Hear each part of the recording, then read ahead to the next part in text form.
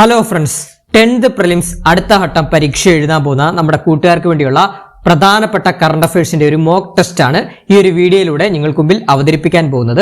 ഈ ഒരു വീഡിയോ അവസാനം വരെ കാണാൻ ശ്രമിക്കുക. അതോടൊപ്പം തന്നെ എന്റെ കൂടെ തന്നെ ഓരോ ക്വസ്റ്റ്യൻസും ചെയ്തു തന്നെ വരിക. അതോടൊപ്പം തന്നെ നമ്മുടെ ചാനലിലെ സപ്പോർട്ട് വളരെ കുറവാണ്. മാക്സിമം എല്ലാവരും ഒന്ന് സബ്സ്ക്രൈബ് ചെയ്ത് തന്നെ സപ്പോർട്ട് ചെയ്യണം. അതോടൊപ്പം തന്നെ എല്ലാവരും ഒന്ന് ഹൈപ്പ് ചെയ്യാനും മറക്കരുതേ. അപ്പൊ നമുക്ക് നോക്കാം. ഒന്നാമത്തെ ചോദ്യം, 2026 നാഷണൽ രജിസ്റ്റർ ഓഫ് സിറ്റിസൺസ് അഥവാ NRC നടപ്പിലാക്കിയ ഇന്ത്യയിലെ ആദ്യ സംസ്ഥാനം എന്താണ്? 2026 national register of citizens NRC നടപ്പിലാക്കിയ ഇന്ത്യയിലെ ആദ്യ സംസ്ഥാനം ഏതാണ്? ആൻസർ ഓപ്ഷൻ സി, അസം ആണ് കേട്ടോ. അസം. അപ്പൊ പഠിച്ചു വെക്കണം. NRC നടപ്പിലാക്കിയ ഇന്ത്യയിലെ ആദ്യ സംസ്ഥാനം ഏതാണ്? അസമാണ്. അപ്പൊ അസമിന്റെ പുതിയ മുഖ്യമന്ത്രി ആരാണ്? ഹിമന്ത ബിശ്വ ശർമ്മയാണ് അസമിന്റെ പുതിയ മുഖ്യമന്ത്രി. ക്ലിയർ ആണ്? അടുത്ത ചോദ്യം, 2026 ജൂലൈയിൽ ബ്രിക്സ് വനിതാ മന്ത്രിതല യോഗത്തിന് വേദിയായത് എവിടെയാണ്? 2026 ജൂലൈയിൽ ബ്രിക്സ് വനിതാ മന്ത്രിതല യോഗത്തിന് വേദിയായത് എവിടെ എന്നാണ് ചോദിച്ചിരിക്കുന്നത്. ആൻസർ ഏതാണ്? ആൻസർ ഓപ്ഷൻ സി, ഇൻഡോർ ആണ്. പഠിച്ചു വെക്കണേ. 2026 ജൂലൈയിൽ ബ്രിക്സ് വനിതാ മന്ത്രിതല യോഗത്തിന് വേദിയായത് ഇൻഡോർ ആണ്. അടുത്ത ചോദ്യം, ഇന്ത്യയിലെ ആദ്യത്തെ ദേശീയ artificial intelligence and digital water ഉച്ചകോടി 2026 നടന്നത് എവിടെയാണെന്നാണ് ചോദ്യം. എന്നോട് പറയാം. ഇന്ത്യയിലെ ആദ്യത്തെ ദേശീയ artificial intelligence and digital water ഉച്ചകോടി 2026 നടന്നത് എവിടെയാണ്? ആൻസർ ഓപ്ഷൻ എ, ബാംഗ്ലൂരിൽ വെച്ചാണ് നടന്നത് കേട്ടോ. ഓപ്ഷൻ എ, ബാംഗ്ലൂരിൽ വെച്ചാണ് നടന്നത്. അടുത്ത ചോദ്യം, 2026 ജനുവരിയിൽ സർക്കാർ സ്കൂളുകളിൽ പത്രവായന നിർബന്ധമാക്കിയ സംസ്ഥാനം ഏതാണ്? 2026 ജനുവരിയിൽ സർക്കാർ സ്കൂളുകളിൽ പത്രവായന നിർബന്ധമാക്കിയ സംസ്ഥാനം ഏതാണ്? ആൻസർ ഓപ്ഷൻ ഡി ആണ് കേട്ടോ. മധ്യപ്രദേശിലാണ് കേട്ടോ. പഠിച്ചു വെക്കണേ. Option D, Madhya Pradesh. 2026 ജനുവരിയിൽ സർക്കാർ സ്കൂളുകളിൽ പത്രവായന നിർബന്ധമാക്കിയ സംസ്ഥാനം മധ്യപ്രദേശാണ്. അടുത്ത ചോദ്യത്തിലോട്ട് പോകാം. 6G സാങ്കേതിക വിദ്യയിൽ സഹകരിക്കാൻ ഇന്ത്യ ധാരണാപത്രം ഒപ്പുവെച്ച രാജ്യം ഏതാണ്? ക്വസ്റ്റ്യൻ ഒന്നുകൂടെ പറയാം. 6G സാങ്കേതിക വിദ്യയിൽ സഹകരിക്കാൻ ഇന്ത്യ ധാരണാപത്രം ഒപ്പുവെച്ച രാജ്യം ഏതാണ്? ആൻസർ ഓപ്ഷൻ എ ആണ് കേട്ടോ. ഫിൻലൻഡ് ആണ്. പഠിച്ചു വെക്കണം. 6G സാങ്കേതിക വിദ്യയിൽ സഹകരിക്കാൻ ഇന്ത്യ ധാരണാപത്രം ഒപ്പുവെച്ച രാജ്യം ഫിൻലൻഡ് ആണ്. അടുത്ത ചോദ്യം, ദേശീയ മനുഷ്യാവകാശ കമ്മീഷൻ NHRCയുടെ നിലവിലെ ചെയർമാൻ ആരാണ്? ദേശീയ മനുഷ്യാവകാശ കമ്മീഷന്റെ നിലവിലെ ചെയർമാൻ ആരാണ്? ആൻസർ ഓപ്ഷൻ ബി, വി രാമസുബ്രഹ്മണ്യനാണ് കേട്ടോ. ഓപ്ഷൻ ബി, വി രാമസുബ്രഹ്മണ്യനാണ്. അടുത്ത ചോദ്യം, ഫിഫയുടെ പ്രഥമ സമാധാന പുരസ്കാരം ലഭിച്ചത് ആർക്കാണ്? ഫിഫ അറിയാലോ, ഫുട്ബോൾ ഫെഡറേഷൻ ആണ്. ഇന്റർനാഷണൽ ഫുട്ബോൾ ഫെഡറേഷൻ ആണ് ഫിഫ. ആ ഫിഫയുടെ പ്രഥമ സമാധാന പുരസ്കാരം ലഭിച്ചത് ആർക്കാണ്? Answer option D, Donald Trump ആണ്. നിലവിലെ അമേരിക്കൻ പ്രസിഡന്റ് ആയിട്ടുള്ള ഡൊണാൾഡ് ട്രംപിനാണ് ഫിഫയുടെ പ്രഥമ സമാധാന പുരസ്കാരം ലഭിച്ചത്. അടുത്ത ചോദ്യം, 2025 കേന്ദ്ര സാഹിത്യ അക്കാദമി യുവ പുരസ്കാരം മലയാളം വിഭാഗത്തിൽ നേടിയത് ആരാണെന്നാണ്? എന്നാണ് 2025 കേന്ദ്ര സാഹിത്യ അക്കാദമി യുവ പുരസ്കാരം മലയാളം വിഭാഗത്തിൽ നേടിയതാരാണെന്നാണ് ചോദിച്ചിരിക്കുന്നത്. ആൻസർ ഓപ്ഷൻ ഡി ആണ്, അഖിൽ പി ധർമ്മജനാണ്. കൃതി ഏതാന്ന് ചോദിച്ചു കഴിഞ്ഞാൽ റാം കെയർ ഓഫ് ആനന്ദി എന്ന് പറഞ്ഞ കൃതിയാണ് കേട്ടോ. അപ്പൊ Akhil P Dharmajan, Ram care of ആനന്ദിയാണ് കൃതി. അടുത്ത ചോദ്യം, എക്സ്റേ ഉദ്ഭവനത്തെയും തമോഗർത്തങ്ങളെയും കുറിച്ച് പഠിക്കാൻ 2024 ജനുവരി 1 ISRO വിക്ഷേപിച്ച ശാസ്ത്രീയ ഉപഗ്രഹം ഏതാണെന്നാണ്? അപ്പൊ എന്താണ്? എക്സ്റേ ഉദ്ഭവനങ്ങളെയും തമോഗർത്തങ്ങളെയും കുറിച്ച് പഠിക്കാൻ 2024 ജനുവരി 1 ISRO വിക്ഷേപിച്ച ശാസ്ത്രീയ ഉപഗ്രഹം ഏതാണ്? ആൻസർ ഓപ്ഷൻ ബി ആണ്, എക്സ്പോസാറ്റ് ആണ് കേട്ടോ. തമോഗർത്തങ്ങളെ കുറിച്ച് പഠിക്കാൻ വേണ്ടി അയച്ച ഉപഗ്രഹമാണ് എക്സ്പോസാറ്റ്. അടുത്ത ചോദ്യം, 2026 ലോക തണ്ണീർത്തട ദിനത്തിന്റെ പ്രമേയം എന്നാണ്? അപ്പൊ ലോക തണ്ണീർത്തട ദിനം എന്നാണ്? ഫെബ്രുവരി 2 ലോക തണ്ണീർത്തട ദിനം. അപ്പൊ 2026 ലോക തണ്ണീർത്തട ദിനത്തിന്റെ പ്രമേയം എന്താണ്? ആൻസർ ഓപ്ഷൻ ബി ആണ്, തണ്ണീർത്തടങ്ങളും പരമ്പരാഗത അറിവും സാംസ്കാരിക പൈതൃകം ആഘോഷിക്കൽ. അപ്പൊ 2026 ലോക തണ്ണീർത്തട ദിനത്തിന്റെ പ്രമേയം തണ്ണീർത്തടങ്ങളും പരമ്പരാഗത അറിവും സാംസ്കാരിക പൈതൃകം ആഘോഷിക്കൽ. അടുത്ത ചോദ്യം, എന്തിന്റെ പുതിയ ഭാഗ്യചിഹ്നമാണ് ഉദയ് കേട്ടോ. അപ്പൊ എന്താണ് എന്തിന്റെ പുതിയ ഭാഗ്യചിഹ്നമാണ് ഉദയ്? ആൻസർ എല്ലാവർക്കും അറിയാം. ഓപ്ഷൻ എ ആധാർ ആണ് കേട്ടോ. പഠിച്ചു നോക്കണേ. ആധാറിന്റെ പുതിയ ഭാഗ്യചിഹ്നമാണ് ഉദയ്. അപ്പൊ ഉദയ് എന്ന് പറഞ്ഞ ഭാഗ്യചിഹ്നം രൂപകൽപ്പന ചെയ്തത് മലയാളിയായിട്ടുള്ള അരുൺ ഗോകുലാണ് ഉദയ് എന്ന് പറഞ്ഞ ആധാറിന്റെ പുതിയ ഭാഗ്യചിഹ്നം രൂപകൽപ്പന ചെയ്തത്. എന്നാൽ ഉദയ് എന്ന് പറഞ്ഞ ആ ഒരു ഭാഗ്യചിഹ്നത്തിന് ഉദയ് എന്ന പേര് നൽകിയത് റിയ ജെയിൻ എന്ന പൂനെ സ്വദേശിനിയാണ്. ഇത്രയും കാര്യങ്ങൾ അറിഞ്ഞിരിക്കണം. അടുത്ത ചോദ്യം, കേരളത്തിലെ ആദ്യത്തെ ചിത്രശലഭ സങ്കേതമായി പ്രഖ്യാപിക്കപ്പെട്ടത് ഏതാണ്? കേരളത്തിലെ ആദ്യത്തെ ചിത്രശലഭ സങ്കേതമായി പ്രഖ്യാപിക്കപ്പെട്ടത് ഏതാണ്? ആൻസർ ഓപ്ഷൻ സി ആണ് കേട്ടോ. ആറളം വന്യജീവി സങ്കേതമാണ് കേട്ടോ. ആറളം വന്യജീവി സങ്കേതം കണ്ണൂരാണ്. അടുത്ത ചോദ്യം, ഇന്ത്യയിലെ ആദ്യത്തെ സമ്പൂർണ്ണ കടലാസ് രഹിത സംസ്ഥാന ജുഡീഷ്യറിയായി പ്രഖ്യാപിക്കപ്പെട്ടത് ഏത് സംസ്ഥാനമാണ്? ക്വസ്റ്റ്യൻ ഒന്നുകൂടെ പറയാം. ഇന്ത്യയിലെ ആദ്യത്തെ സമ്പൂർണ്ണ കടലാസ് രഹിത സംസ്ഥാന ജുഡീഷ്യറിയായി പ്രഖ്യാപിക്കപ്പെട്ടത് ആൻസർ ഓപ്ഷൻ ഡി സിക്കിം ആണ് കേട്ടോ. സിക്കിം. അടുത്ത ചോദ്യം, ഏത് സംസ്ഥാനത്തിന്റെ പുതിയ മുഖ്യമന്ത്രിയാണ് സുവേന്ദു അധികാരി? അപ്പൊ ഏത് സംസ്ഥാനത്തിന്റെ പുതിയ മുഖ്യമന്ത്രിയാണ് സുവേന്ദു അധികാരി? ആൻസർ ഓപ്ഷൻ ബി പശ്ചിമ ബംഗാളാണ് കേട്ടോ. നമ്മുടെ എന്താണ് മമതാ ബാനർജി തോൽപ്പിച്ച് പുതിയ മുഖ്യമന്ത്രിയായ ആളാണ് സുവേന്ദു അധികാരി. പശ്ചിമ ബംഗാളിന്റെ പുതിയ മുഖ്യമന്ത്രിയാണ് സുവേന്ദു അധികാരി. അടുത്ത ചോദ്യത്തിലോട്ട് പോകുന്നതിന് മുമ്പ് ഒരു കറണ്ട് അഫയേഴ്സ് ബാച്ചിന്റെ കാര്യം നിങ്ങൾക്ക് മുമ്പിൽ പറയേണ്ടതായിട്ടുണ്ട്. അതായത് നമ്മൾ ടെലഗ്രാമിലും വാട്സപ്പിലുമായിട്ട് ഒരു കറണ്ട് അഫയേഴ്സ് ബാച്ച് ആരംഭിച്ചിട്ടുണ്ട് കേട്ടോ. അപ്പം നമ്മൾ അതായത് live plus recorded section classes ആണ് പ്രൊവൈഡ് ചെയ്യുന്നത് കേട്ടോ. ലൈവ് ക്ലാസ്സിന് അറ്റൻഡ് ചെയ്യാൻ സാധിച്ചില്ല എന്നുണ്ടെങ്കിൽ റെക്കോർഡഡ് സെക്ഷൻ ക്ലാസ്സസും അതിൽ പ്രൊവൈഡ് ചെയ്യുന്നുണ്ട്. പിന്നെ നമ്മൾ എടുക്കുന്ന എല്ലാ ടോപ്പിക്സിന്റെയും current affairs notes PDF notes നിങ്ങൾക്ക് ഈ ഒരു ബാച്ചിലൂടെ ലഭിക്കുന്നതായിരിക്കും. പിന്നെ വീക്കിലി മോക്ക് ടെസ്റ്റുകൾ നമ്മൾ കണ്ടക്ട് ചെയ്യാറുണ്ട്.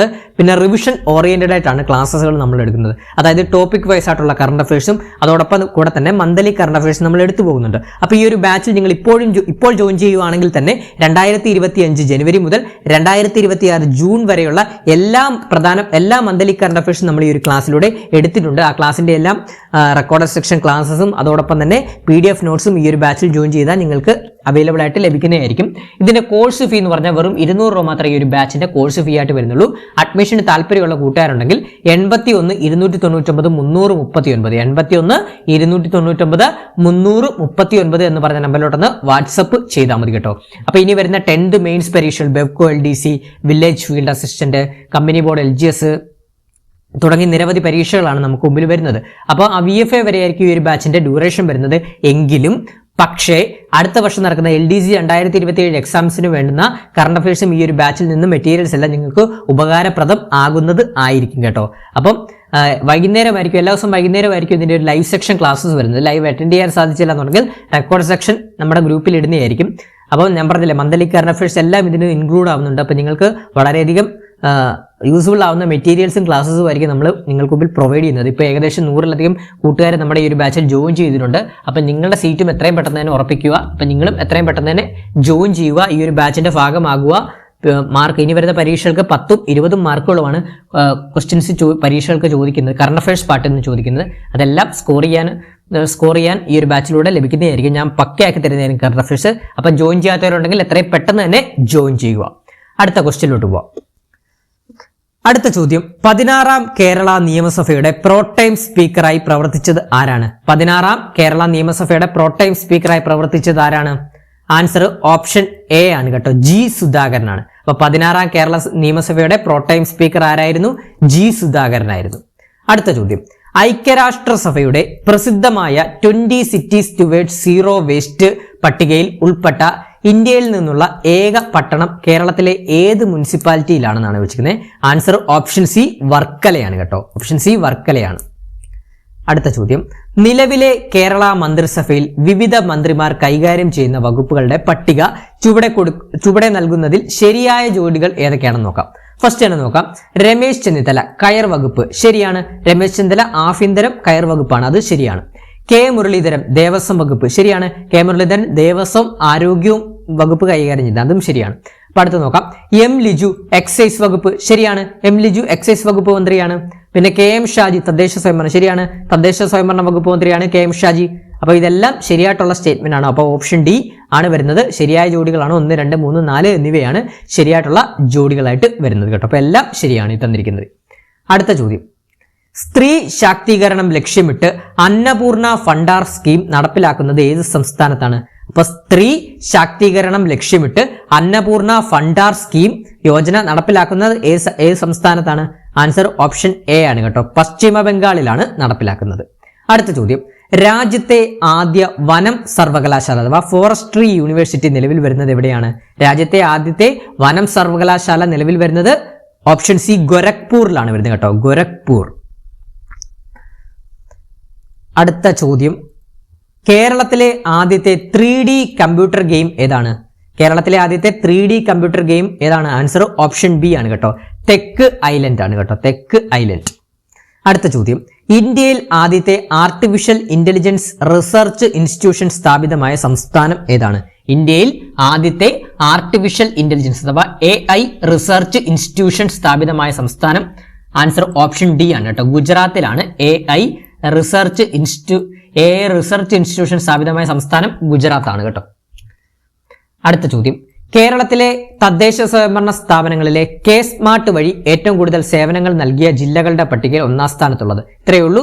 നമ്മുടെ കെ സ്മാർട്ട് പദ്ധതി ഏറ്റവും കൂടുതൽ സേവനങ്ങൾ നൽകിയ ജില്ല ഏതാണെന്ന് നമുക്കറിയാം. ഏറ്റവും കൂടുതൽ പോപ്പുലേഷൻ ഉള്ള ജില്ലയിലായിരിക്കും ഏറ്റവും കൂടുതൽ സേവനങ്ങൾ നൽകപ്പെടുന്നത്. അപ്പൊ ഏതായിരിക്കും ആൻസർ? ഓപ്ഷൻ സി മലപ്പുറമാണ് കേട്ടോ. അപ്പൊ option C മലപ്പുറമാണ് answer.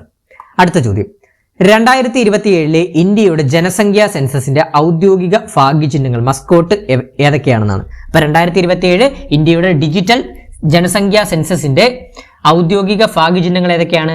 Answer option B ആണ്. പ്രഗതിയും വികാസുമാണ്. പ്രഗതിയും വികാസമാണ്. പ്രഗതി എന്ന് പറഞ്ഞ സ്ത്രീയെയാണ് ഉദ്ദേശിക്കുന്നത്. വികാസ് പുരുഷ മസ്കോട്ടിനെയാണ് ഉദ്ദേശിക്കുന്നത് കേട്ടോ. അടുത്ത ചോദ്യം, തിരഞ്ഞെടുപ്പ് ബൂത്തിൽ വോട്ടർമാരെ സഹായിക്കാൻ നിയോഗിച്ച റോബോട്ടിന്റെ പേരെന്താണ്? അപ്പൊ തെരഞ്ഞെടുപ്പ് ബൂത്തിൽ വോട്ടർമാരെ സഹായിക്കാൻ നിയോഗിച്ച റോബോട്ടിന്റെ പേരെന്താണ്? ആൻസർ ഓപ്ഷൻ സി നിലയാണ് കേട്ടോ. ഇത് പുതുച്ചേരി നിയമസഭാ തെരഞ്ഞെടുപ്പിലാണ്, ഈ വട്ടം നടന്ന പുതുച്ചേരി നിയമസഭാ തെരഞ്ഞെടുപ്പിലാണ് ഈ നിലയെ ഉപയോഗിച്ചത് കേട്ടോ. അടുത്ത ചോദ്യം, 2026 ഗേലോ ഇന്ത്യ ട്രൈബൽ ഗെയിംസിൽ കിരീടം നേടിയ സംസ്ഥാനം ഏതാണ്? 2026 ഗേലോ ഇന്ത്യ ട്രൈബൽ ഗെയിംസിൽ കിരീടം നേടിയ സംസ്ഥാനം ഏതാണ്? ആൻസർ ഓപ്ഷൻ ഡി കർണാടകയാണ് കേട്ടോ. ഓപ്ഷൻ ഡി കർണാടകയാണ് ആൻസർ.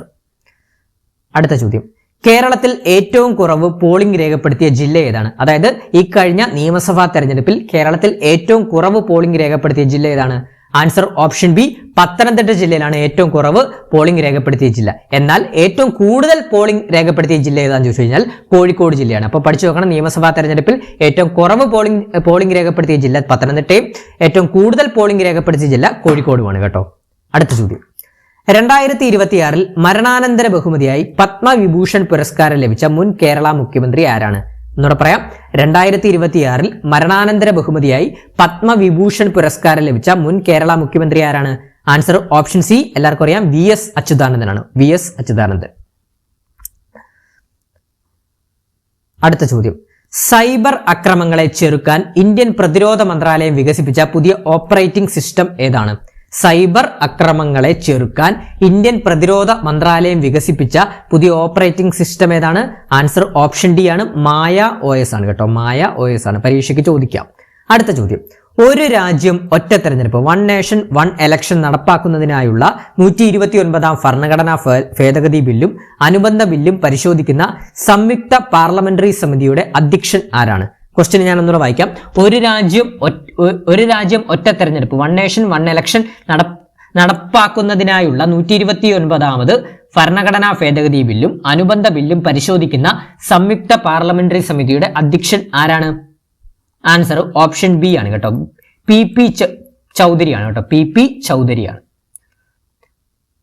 അടുത്ത ചോദ്യം, ആർട്ടിമസ് 2 ദൗത്യത്തിന്റെ ഭാഗമായി ഭൂമിയിൽ നിന്ന് ഏറ്റവും കൂടുതൽ ദൂരം ബഹിരാകാശത്തേക്ക് സഞ്ചരിക്കുന്ന വനിത ആരാണ്?